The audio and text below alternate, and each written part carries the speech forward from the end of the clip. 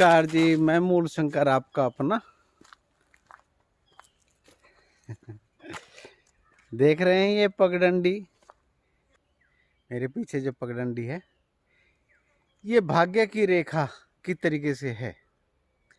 भाग्य को इसकी रेखा की तरीके से मान के चलना।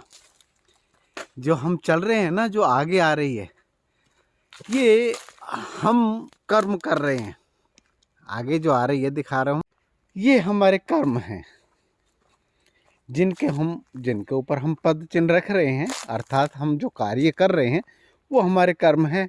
पीछे जो पगडंडी जो हमारे साथ पीछे दिखाई दे रही है, और पीछे की जो पगडंडी है, हमारा जो कर्म से किया हुआ जो फल है वो हमारा पीछा करता है। वो सोच रहे हैं कि छूट रहा है, छूटता नहीं है। वो एक्चुअल में पीछे है ना, वो प्रेशर डाल रहा है हमें आगे चलने के लिए, प्रेरित कर रहा है हमें आगे चलने के लिए। ये समय की एक डिमांड है। अगर पीछे का रास्ता नहीं है तो आगे का रास्ता खत्म हो जाएगा, और आगे का रास्ता नहीं है तो पीछे क्या छूटेगा। यही है भाग्य। और जैसा कि मैंने बताया था आपको, मकान में प्रवेश करती दफ़ा क्या देखना चाहिए, ज़मीन खरीदती दफ़ा क्या देखना चाहिए, ये अगर आपका भाग्य से जुड़ा हुआ है तो फिर देखने की जरूरत नहीं। फिर तो जो घटना हो रही है, घटित हो रही है, वो घटित हो ही जाएगी। फिर क्यों परेशान हो रहे हो। परंतु भाई देवी, आपके प्रारब्ध के अनुसार अगर कोई बड़ी घटना निश्चित है, आपके मकान से या जमीन से रिलेटेड, जमीन से रिलेटेड कि इस जमीन में प्रवेश करने के बाद आपकी घटनाक्रम शुरू हो जाएगा।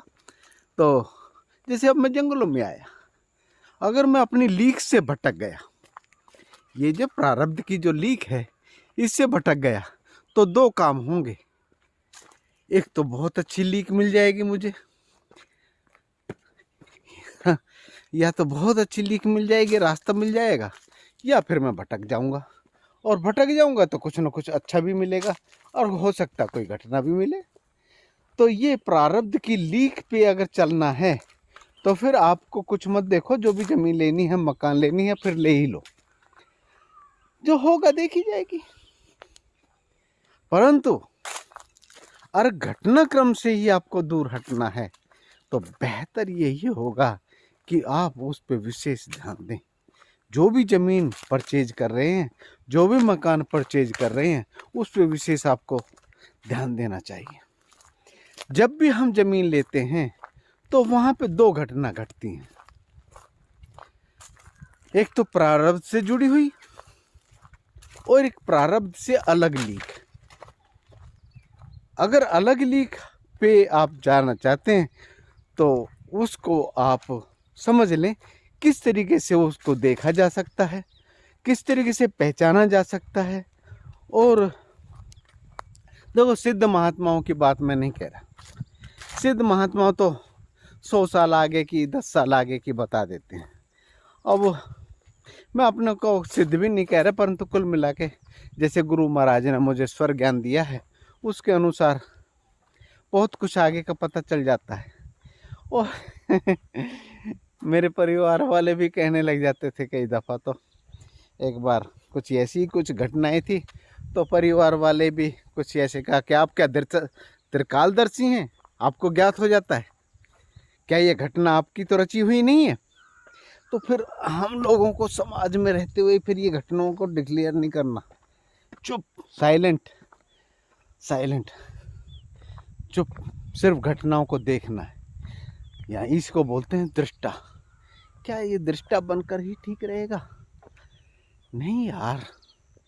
तो फिर बेटर ये है कि भाई समाज को छोड़ दिया जाए।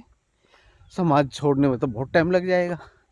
तो खैर, मेरे साथ तो एक अलग प्रकार की घटना घटी। भाई देखो, बच्चे हैं, बच्चे अपना सेटल हो गए, मैं हूँ, पत्नी नहीं रही है, तो अपना आज़ाद हुआ। तो बीच में रहकर मैं उन लोगों को बताऊं कि ये हो रहा है भाई, ये होने जा रहा है, अब ये हो जाएगा, सावधान रहो। क्या वो सावधान हुए? क्या वो सावधान होते हैं? क्या आपके बच्चे होते हैं? क्या समाज होता है? समाज नहीं होता भाई। आजकल के समाज में क्या है, आप जिसको जगाना चाहोगे ना वही आपका बैरी बन जाएगा। इसलिए तो प्रारब्ध के अनुसार चलने दो ना। फिर जो उन्होंने कर्म किए हैं प्रारब्ध के अनुसार, जो लीक पे वो चल रहे हैं आंख बंद करके कोल्लू के बैल की तरीके से तो चलने दो, क्या कर सकते हैं उसमें।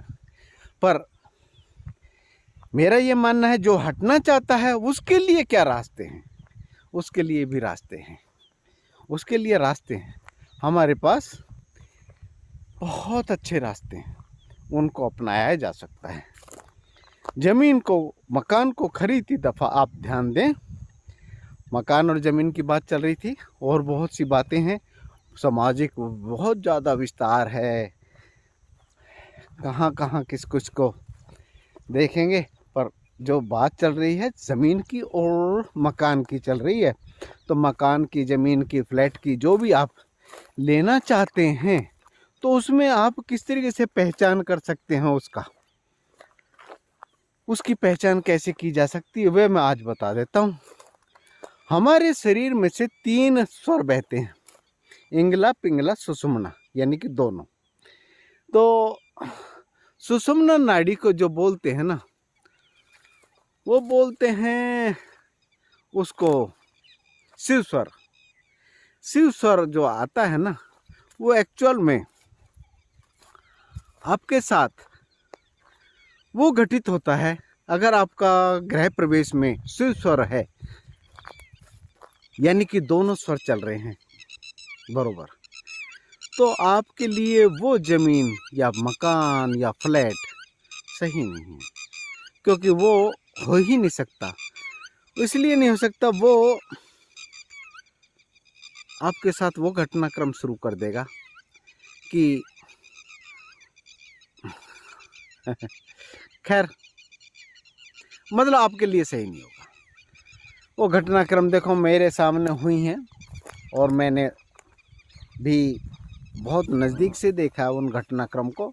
तो मेरा ये मानना है कि शिव स्वर में अगर आप हैं तो उस ज़मीन को नहीं लेना चाहिए, उस चीज़ को, उस ज़मीन को, उस फ्लैट को, उस मकान को अवॉइड करना चाहिए। आपका अगर राइट स्वर है और उसमें जल तत्व बह रहा है तो वो आपके लिए लाभकारी होगा, तुरंत लाभकारी होगा। अगर पृथ्वी तत्व बह रहा है उसमें तो फिर तो आपका वारे के न्यारे हैं, मृत्यु समय तक आपको धन संपत्ति, सुख संपत्ति के भंडार भरते ही चले जाएंगे। अगर चंद्रमा स्वर बह रहा है, लेफ्ट स्वर बह रहा है, चंद्रमा स्वर गंगा जी चल रही हैं और आपका जल तत्व बह रहा है, तो ये समझ लो दोनों हाथ में लड्डू और सिर कढ़ाई में सिर कढ़ाई में बोले तो सब प्रकार से शुभ ही शुभ है। और पृथ्वी तत्व बह रहा है तो बहुत अच्छा है, और अग्नि तत्व बह रहा है तो सही नहीं है, फिर अवॉइड करना। अग्नि तत्व तो हमेशा तिरछा चलता है, तीखा का एहसास कराता है, त्रिकोण में होता है और लाल इसका कलर होता है। तो इन चीज़ों को आपको विशेष तौर पे ध्यान देना चाहिए। जब भी गृह प्रवेश करें या फ्लैट में प्रवेश करें तो प्रारब्ध के अनुसार अगर करते हैं तो फिर घटित होने तो जो कुछ होता है, पर प्रारब्ध से अगर हटके करते हैं तो बेहतर यही होगा कि जो इसको नहीं जानता है,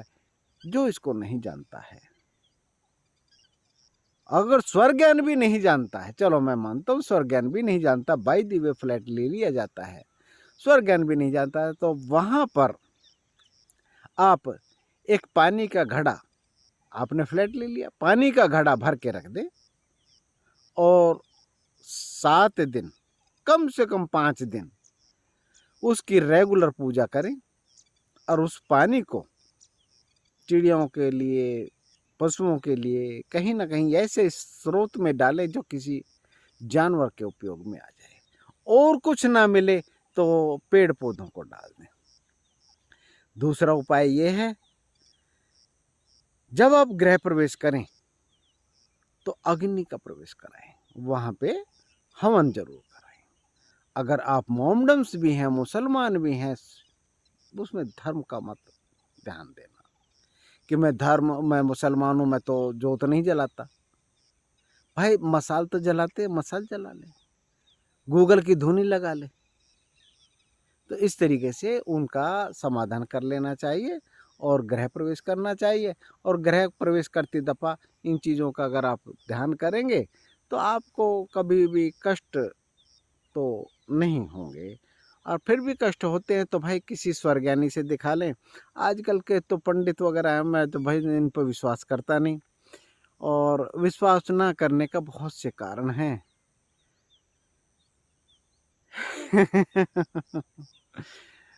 क्योंकि मैं भुक्तभोगी हूँ, मैं खुद ब्राह्मण हूँ और गौड़ हूँ और कौशिक हूँ और स्वर्गज्ञानी हूँ, स्वर्ग ज्ञान है मुझे कहना नहीं चाहिए, परंतु गुरु ने दिया है।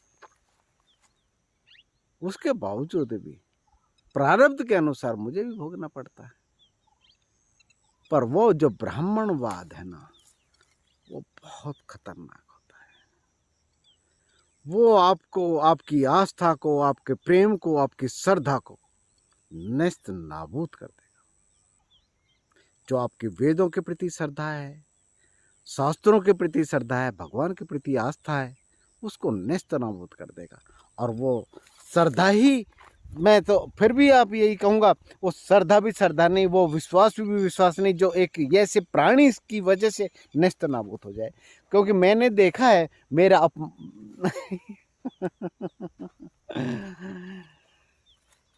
खैर उसका परिणाम उसको शरीर छोड़ के भुगतना पड़ा। और क्योंकि शास्त्रों का अवहेलना की और उन्होंने तिरस्कार करते हुए कहा कि इतना आपकी हैसियत नहीं है, तो फिर आपको, खैर हैसियत तो मैंने तो अपनी दिखा दी, जो मेरे पास थी वो मैंने दिखा दी, परंतु उसको शरीर को छोड़ के जाना पड़ा। और मैं यही कहूँगा आप लोगों से भी कि भाई जो जैसा करेगा वो भोगेगा। मैं अगर गलत था ना तो भोगूंगा मैं भी। कर्म के जो भोग है ना, वो सबको ही भोगना पड़ते हैं, चाहे वो कृष्ण हो या राम हो या रावण हो, चाहे कोई भी हो। इसलिए बेहतर यही है कि अगर प्रारब्ध से आप हटना चाहते हैं, प्रारब्ध की लीक से हटना चाहते हैं, उस ट्रैक से हटना चाहते हैं, तो बेहतर यही है कि आप फिर अपने आप को पहचानें, अपना ध्यान करें कि मैं क्या हूं और कहां से आया हूं, और मेरी यात्रा इस शरीर में किस तरीके से है। ये शरीर रूपी जो घर है, ये मेरा सराय है। इस जितने भी ये घर मकान ले रहे हैं, ये बंगले ले रहे हैं, ये भी एक सराय है। मेरा असली घर तो शमशान है और मुर्द घाट ही है। तो ये जो भी घर हैं, इनमें यात्रा करने के लिए हम जाएं, सुखपूर्वक अपनी जीवन की यात्रा करें। यही मेरा उद्देश्य रहा है और मेरा उद्देश्य रहेगा। मेरे द्वारा जो भी प्रॉपर्टी देखी जाती हैं, मेरी नोटिस में ऐसा नहीं है नोटिस में नहीं आती, नोटिस में आती हैं। बहुत ऐसी प्रॉपर्टीज ऐसी आ जाती है कि हमारा भी घुसना, उसके अंदर प्रवेश करना बहुत ही विकट समस्या खड़ी कर देता, परंतु हम उस मालिक को नहीं बताते और हम प्रवेश करते हैं। वीडियो भी बनाते हैं पर वो शेयर नहीं करते, फिर आप लोगों तक पहुंचती नहीं है वे वीडियो। कारण कि मैं उसको अपने चैनल पर दिखाऊंगा नहीं, उसको अवॉइड करूंगा, क्योंकि वहाँ पे विक्षिप्त आत्माएं रहती हैं और मैं नहीं चाहता कि वे विक्षिप्त आत्माएं आपको परेशान करें। हाँ, जो रह रहे हैं उनके वो सगे संबंधी हैं, उनको वो परेशान नहीं करेंगे, चाहते हुए भी परेशान नहीं कर पाएंगे। पर फिर भी उनको बता देते हैं हम, ये सब उपाय भी बताते हैं और वो उपाय अपनाते हैं।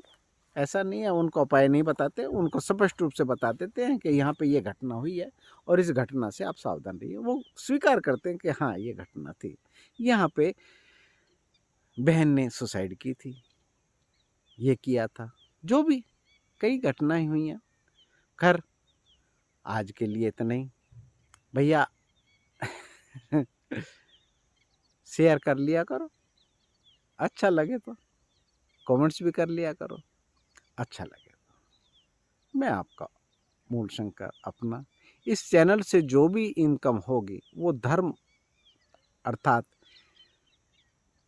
कमज़ोर कन्याएं जिनके विवाह नहीं होते, जिनके घर में परेशानी है, उनके ही काम आता है। मैं उनकी वीडियो बना के दिखाना नहीं चाहता, मैं ये कार्य करता रहता हूँ। मेरा नैतिक आधार है, ये मेरा अपना है, मैं किसी वीडियो के जरिए उसको प्रचार नहीं करना चाहता। खैर आज के लिए इतना ही, शेयर कर देना अगर अच्छा लगे तो। हरिओम। आपके एक शेयर मात्र से और देखने मात्र से कुछ न कुछ आना शुरू होगा इसमें, और लोगों का भला भी होगा। ऐसा नहीं कि लोगों का भला नहीं होगा। अब फिर भी कोई अगर कुछ पूछना चाहता है तो भाई कमेंट्स में ना फिर पूछें, मैं आपको जवाब दूंगा, पर्सनली जवाब दूंगा। मेरा नंबर आप लोगों के पास है, उस नंबर पर भी आप व्हाट्सएप कर सकते हैं, यह व्हाट्सएप नंबर होता हमारा, उस पर व्हाट्सएप कर सकते हैं। अगर जितना बन सका मैं आपकी मदद करूंगा, अध्यात्म के लेवल पर पूरी मदद करूंगा। जो मुझे मिला है मैं दूंगा, जरूर दूंगा। ये ऋषिकेश मुझे दे रही है। देखा फूल में जब पराग आता है ना, उसको कहना नहीं पड़ता खुशबू बखेर, वो बिखरना शुरू हो ही जाती है। क्या कर, मेरी मजबूरी है। जिसको नचाए इश्क यार, वो फिर नाचे बीच बाजार। मेरे तो इश्क वो खुदा से, उस रहीम से, उस ईश्वर से, उस पीर पैगंबर से, ऐसे वो शिव से, उस भोले से हो गया भाई। और वो अंदर नाचता है तो मैं इस शरीर को कैसे रोक सकता हूँ। ये तो प्रकृति है। हरिओम।